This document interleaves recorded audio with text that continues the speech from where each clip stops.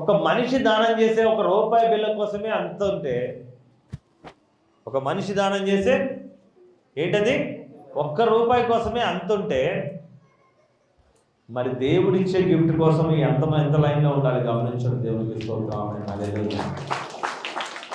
నేను ఒక సాక్ష్యము, తల్లి నువ్వు వింటారా అమ్మాయి పక్కన హుజూర్నగర్ అమ్మాయి,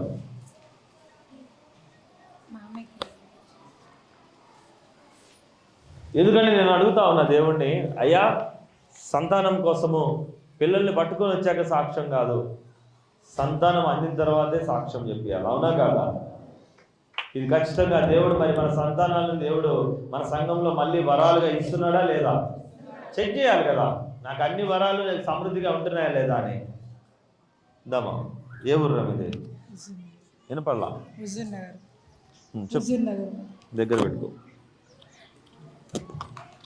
హుజూర్నగరా? దేవుడు మందిరంలో నీకు వివాహము దేవుని నమ్మే వాళ్ళతో అయిందా? ఎప్పుడైంది? ఏంటి నీ సాక్ష్యం ఏంటి? అమ్ముందా? అమ్మ రాలే. కానీ నేను ఈ అమ్మాయి సాక్ష్యం చెప్తాను. ఇప్పుడు నువ్వు ప్రెగ్నెంటా? ఎన్నో నెల? 7 నెలల. ఈ అమ్మాయిని గమనించండి. తను చెప్పలేకపోయినా నేను చెప్తున్నాను. తను వాస్తవానికి నువ్వు స్పోర్ట్స్ ప్లేయరా? కబడ్డీ ఆడతావు కదా? కబడ్డీ ఆడతావు, కెప్టెన్. కబడ్డీలో క్యాప్టెన్గా స్టేట్ లెవెల్ స్పోర్ట్స్లో ఆడే అమ్మాయి తను. వాళ్ళ కుటుంబాల్లో వివాహాలు కంపల్సరీ ఈ వయసు వచ్చింది అంటే చెయ్యాలి అనే కొన్ని పట్టుదలలు ఉంటాయి. వివాహం చేసేటప్పుడు ప్రార్థనతో పాస్టర్ గారు వాళ్ళు పూర్తిగా వింటారో లేదో తెలియదు. అమ్మాయి మాత్రం వివాహం చేసుకొని వెళ్ళిన తర్వాత మందిరానికి రానిచ్చే పరిస్థితి లేదు. అవునా? గట్టిగా మాట్లాడు. అవునా? మందిరానికి రానిచ్చే పరిస్థితి లేదు.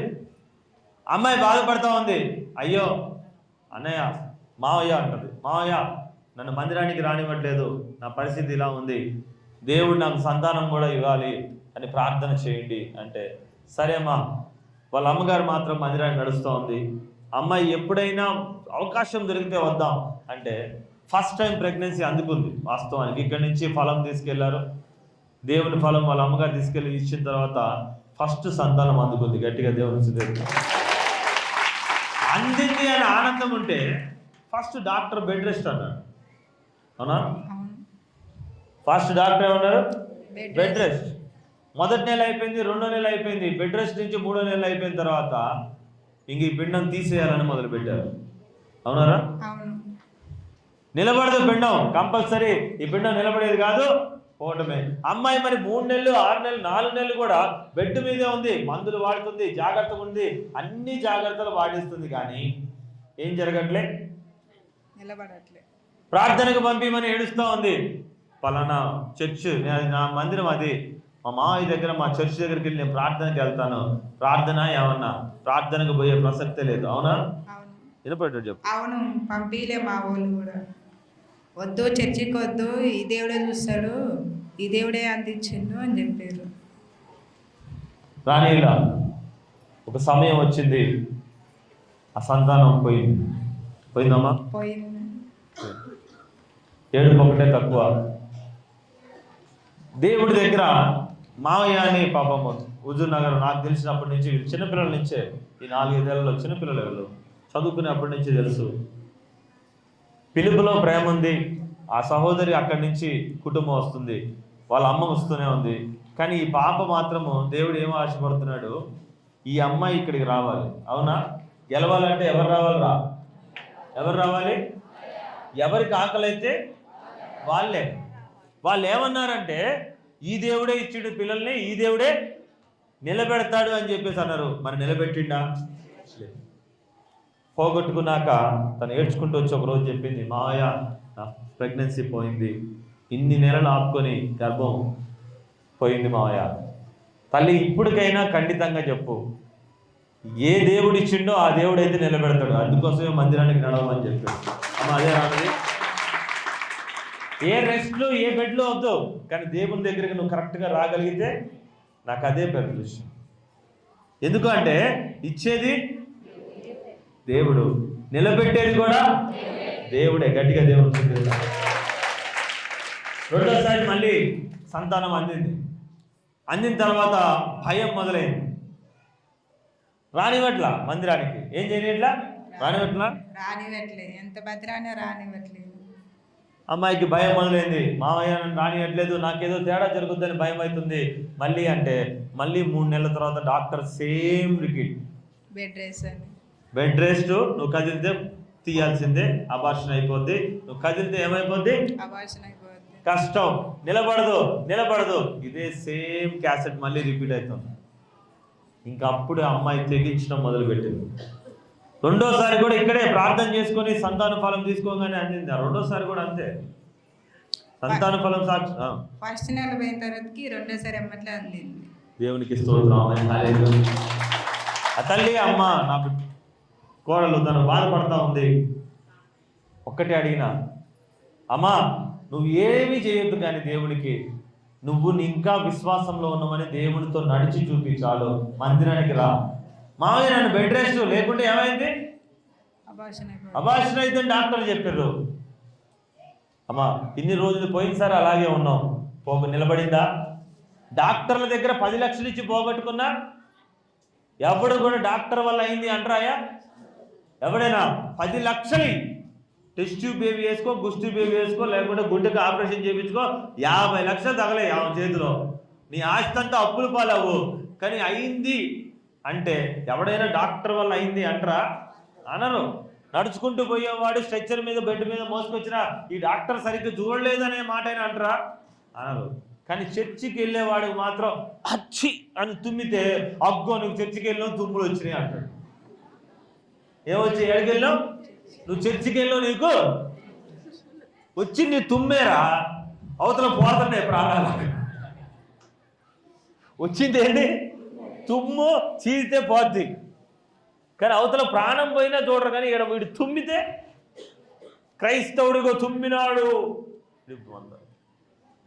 అదే పరిస్థితి ఈ బిడ్డ కూడా వచ్చింది.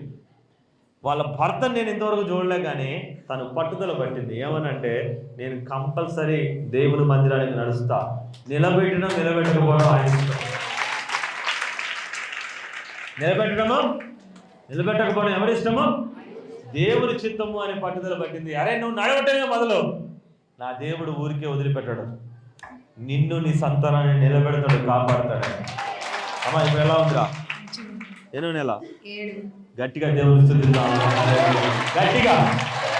ఎందుకు బిడ్డను పిలిచి ప్రార్థన చేయడానికి, మీ అందరి ప్రార్థన కోసం ఆశపడే ఈ సాక్ష్యాలు ఇప్పటి నుంచి నేను చెప్పిస్తున్నాను.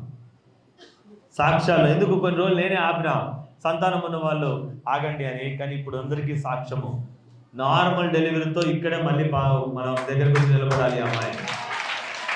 అవునా? మనకంత ప్రేమ ఉందా? చూద్దామా ప్రేమనే? చేతులు ఎత్తి ప్రార్థన చేద్దాం బిడ్డ కోసం.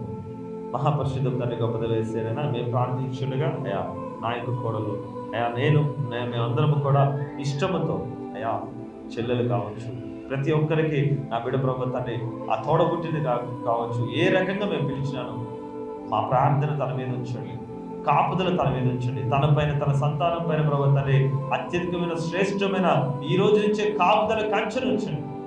మా రక్తము, క్రీస్తు రక్తమును బట్టి ఆ బిడ్డకు మీరు ఇచ్చిన అభిషేకమును నేను నిలబెట్టుటకు తండ్రి యేసయ్యా, ఈరోజు మేము ప్రార్థించుండగా ఈ యొక్క సంతానమును అయ్యా గొప్పగా మీరే నార్మల్ డెలివరీతో వచ్చే వరకు నేను అనుక్షణము మీ హస్తములు కాపుదల గురించి క్షేమంగా నిలబెట్టమని యేసు నామములో అడుగుచున్నాము తండ్రి. సాక్ష్యం చెప్తావా? ఒక్కసారి 5 నెలలకి మంచి లేదంటే మాయ అనేది కింద జారింది, బ్లీడింగ్ ఎప్పుడైనా అయితే తెలీదు అని చెప్పారు డాక్టర్లు. అయితే మొన్న స్కానింగ్ చెప్తే మామయ్యని అడిగిన, మా అమ్మ వచ్చింది, నేను రాలే, 2 నెలల దాకా రానీలే మా అత్తయ్య వాళ్ళు, రానిపోతే మాయ కిందకి అయింది, అటు ప్రయాణం చేస్తున్నా, అక్కడి నుంచి ఖమ్మానికి వస్తున్నాయి, ఏమైనా అయితే అని చెప్పారు. మళ్ళీ మన స్కానింగ్ తీపించుకుంటే 7 నెలలకి ఏం కాదు, మాయ అనేది పైకి పోయింది, నీకు ఏ టెన్షన్ లేదు, మంచిగా ప్రయాణం చేస్తే మాయ కిందికి వచ్చింది డాక్టర్ అన్నారు కాబట్టి నీకు ఎప్పుడైనా అవార్షన్ అవ్వచ్చు, అదవ్వచ్చు. మరి 7వ నెలకి చేసినప్పుడు ఆ మాయ ఆటోమేటిక్ అదే పైకి వెళ్ళింది అంటే ఎవరైనా తాడు పెట్టి లాగారా? అసలుకి ఎవరికి అటు మాయ అనేది పైకి రాదు. కొంతమందికి అవార్షన్ అయిపోయింది, కొంతమందికి ఎమ్మట్లే పడిపోయింది. అతను నీకు దేవుడు రా, దేవుడే బతికిచ్చిండు అని చెప్పారు. అంటే అంటే ఇక్కడ దేవుడు లేకుండా చేస్తుంటారా? దేవుడు లేకుండా జరుగుతుందా? అంటే కడుపులో ఉన్న ఆ యొక్క గర్భసంచిని కూడా నిలబెట్టగలుగుతాం. మీరు తెలుసుకోవాలి, దోసిలు పట్టేటప్పుడు అందరి దోసిలు నిండదు.